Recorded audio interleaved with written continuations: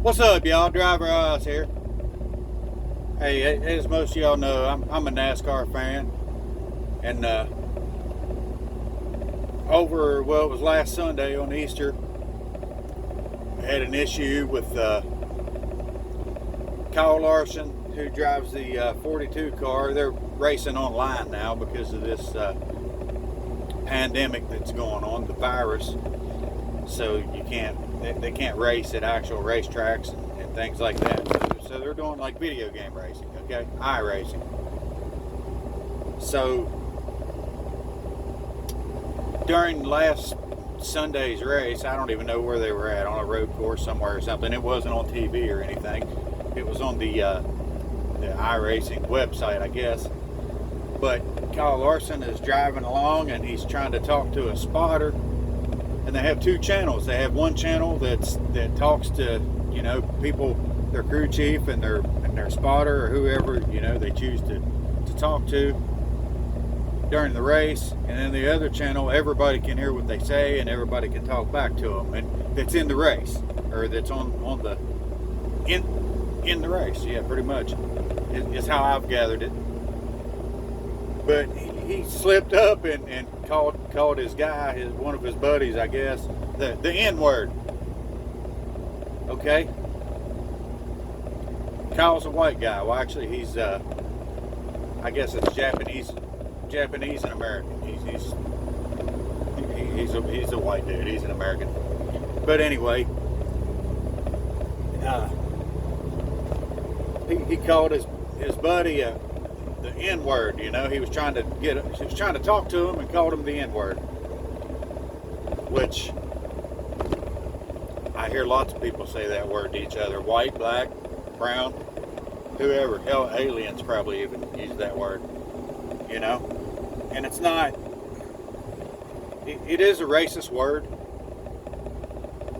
but it depends on what context. But regardless of what kind of word it is or anything, these guys, he thought he was having a private conversation with this buddy. And he was actually talking to everybody that was in the race and whoever was listening online. Like I said, I don't think it was on TV. I'm pretty positive it wasn't on TV. If it was some pay-per-view channel that people paid to watch extra. But it got blew all out of proportion. And this guy lost his ride, his actual NASCAR Cup ride. He lost his ride, lost all of his sponsors. His team fired him for saying what he thought was he was having a private conversation with somebody. That's just not right on so many levels. And I'm going to explain to you. I listen to NASCAR radio a lot. I work 11, 12 hours a day, and 75% of the time I'm listening to NASCAR radio, which I've tuned out of it since all this went on because for one, everybody's on the virus program and you can't actually call into the show because the show that you're listening to now was recorded yesterday. So you can't. You're forced to listen to those guys' opinions that are the hosts, and they beat the hell out of Kyle Larson. Like, I don't know, like he was just like disrespecting black folks or something. He was talking to his friend. He was having a private conversation, what he thought was a private conversation. And, many hosts on the NASCAR radio channel bashed him over it. And it made big news and all this. And he ended up losing his ride and his livelihood. Millions of dollars it cost this guy for somebody overhearing what was supposed to be a private conversation. That's not right. Okay, and another reason why I've kind of tuned out on the NASCAR radio deal was because where we can't call in, we can tweet questions and our opinions to the hosts on the show. The two guys on the morning show, Pete Pistone and Mike Bagley, used to love them guys to death, man. Used to love them to death. But they sit on there and bash the hell out of Kyle Larson.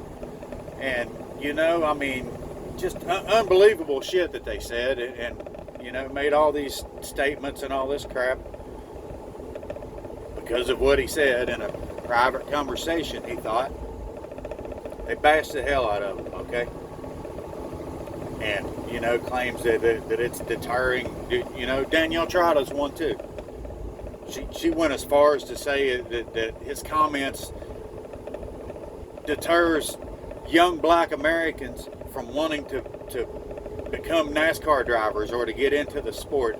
That's just freaking ridiculous, man. That is ridiculous. To be honest, nobody would even knew about it if NASCAR media wouldn't have blew it up. Somebody posted a video of it online. I thought it was pretty damn funny myself. I mean, all racism aside, I just thought it was pretty funny that he said that. I mean, he was talking to a spotter. And it is what it is. He just called him that name. I hear people call each other that name all the time, like I just said a while ago. But anyway, those guys, Mike and Pete, both blocked me on Twitter because they didn't like what I had to say about it. And I think Dave Moody muted me. I'm not sure. He hasn't responded to anything that I've said since then either. He was, I expressed my concern and my opinion on the matter, and he was like, "Oh, here's a typical white guy trying to tell us what the N-word means," and it wasn't even nothing like that, man. It wasn't even nothing like that. These guys think that they know everything, man. They act like they know everything and all this, and they make all this money for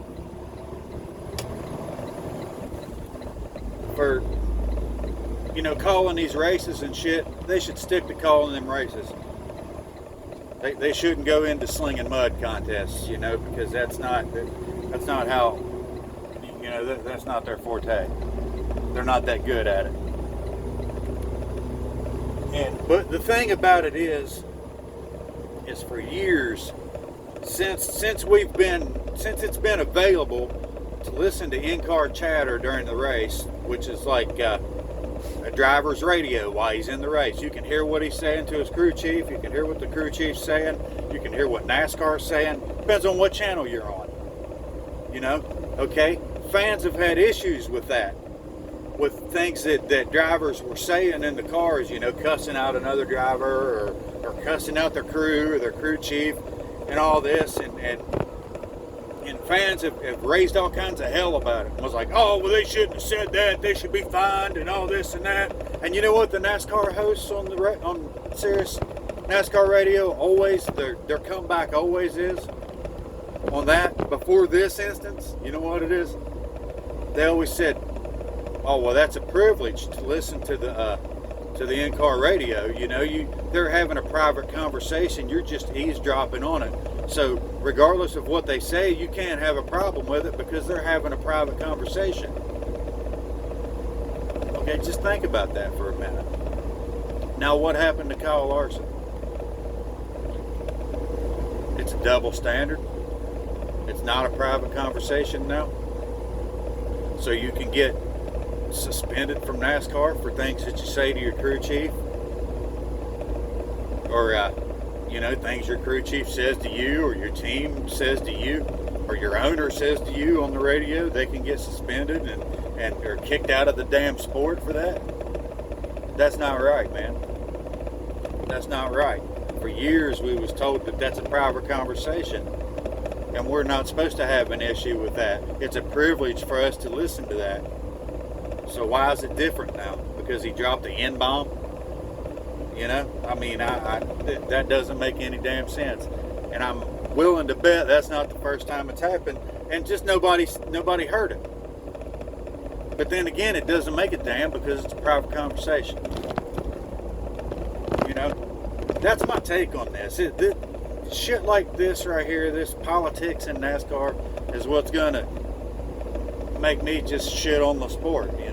I'm gonna just end up saying to hell with it here before long. Yeah, I love the racing, but I hate all the the crying and whining about every damn thing, all the off-track crap, man, that goes on.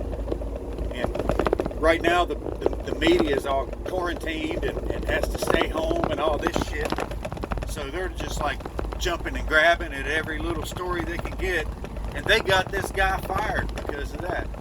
You know, they cost this guy his livelihood because of something that he said while he was playing a damn video game. You know, that's unbelievable. And I threw up the fact that, hell, I play online gaming sometimes, and you hear little kids, black and white kids, drop that bomb hundreds of times a day. And I threw that up to NASCAR radio, you know, to some of the hosts, and they're like, oh, well, I've never heard anybody say that. I don't know what kind of game you're playing, but I've never heard anybody say that. There's damn games that say that, you know, that has characters that go around and say shit like that. You know, he wasn't even calling anybody that, you know, being derogatory. It was like, what's up, homie? But instead of homie or dude or whatever, he used the M word, GGA. You know, and I mean, it makes no damn sense to me, man. It's what, they killed this guy's career, man. They killed his career. Because they couldn't follow their own code that they made up. Said, hey, what happens on drivers' radios is a private conversation, and we're all just eavesdropping in on it. So whatever they say has nothing to do with us. You know? It's a privilege. I think it was Kyle Larson's privilege to have a private conversation, even though he was on the channel. He didn't realize he was on the channel where everybody on the track and you know, everybody that was watching could hear what he said, regardless of whether he knew that or not, or what the hell he said. I mean, he could have said, hi, Hitler, you know, and everybody would have probably laughed about that. It's the fucked up thing. But he's going to drop the N-bomb, and everybody's going to fly off the handle and crucify him at stake, man. Like he got caught wearing a white hood or something, man. That's fouled up so bad. And I feel for you, Kyle Larson, man. I mean, damn. Young guy, doing good, making his way. You know, he already made his way to Cup. That's top of the stock car ranks. Been there for, I'm gonna say 5 years anyway, I think, in the Cup Series. And all of a sudden it's all gone because of something he said in a private conversation. What do y'all think about this? Am I right? I know I'm right. That sounded conceited, but according to what we're told on NASCAR channel all the time, that whatever drivers say on the radio or whatever is it's their business, and it's our privilege to listen, so we can't criticize them for it. Double standard, man. Double standard. But anyway, just driver eyes, pina coladas, and I'm out, y'all. Later.